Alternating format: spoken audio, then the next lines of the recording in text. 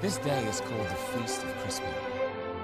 He that outlives this day and comes safe home will stand a tiptoe when this day is named, and rouse him at the name of Crispin.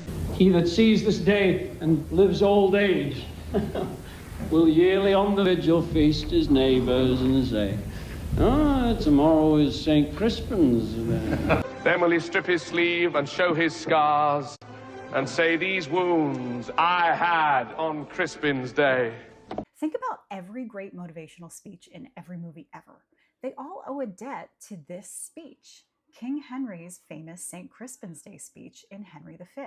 It's one of the greatest speeches ever written, and today, October 25th, actually is St. Crispin's Day. But who is St. Crispin, and why is this day so special? St. Crispin's Day actually honors two martyred saints, a pair of twin brothers, Crispin and Crispinian, who were born into a Roman family in the 3rd century AD. And side note, that's why Henry alternates between saying Crispin and Crispian, because he's referring to both brothers. Crispin and Crispinian, or Crispian, were both shoemakers who were persecuted for their Christian faith. They fled to what is now modern-day France, and while they preached the gospel, they supported themselves and aided the poor by making shoes. The brothers were tortured for their beliefs, and eventually they were beheaded on October 25th. So when they were beatified, October 25th became their feast day. The brothers became the patron saints of shoemakers, leather workers, glove makers, essentially the common man. And fun fact, Shakespeare's father, John Shakespeare, was a glove maker. It's a matter of historical fact that Henry V and his troops fought the Battle of Agincourt on St. Crispin's Day in 1415,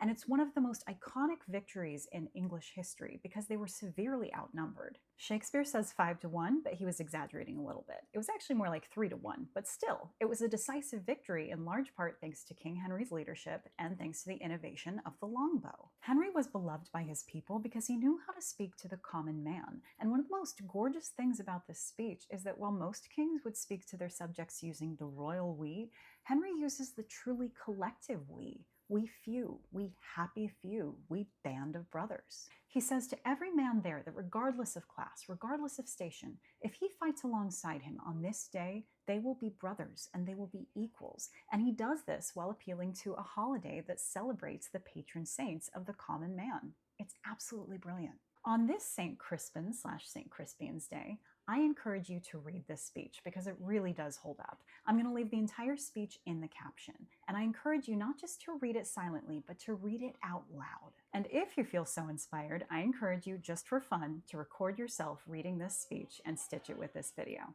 Happy St. Crispin's Day, everybody.